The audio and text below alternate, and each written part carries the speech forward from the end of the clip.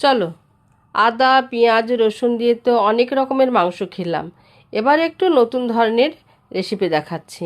প্রথমে মাংসর পিসগুলো ছোট্ট ছোট্ট করে কেটে নিয়ে ভালো করে ধুয়ে নিয়েছি। তারপর ভিনিগার দিয়ে কিছুক্ষণ রেখে দিয়েছিলাম।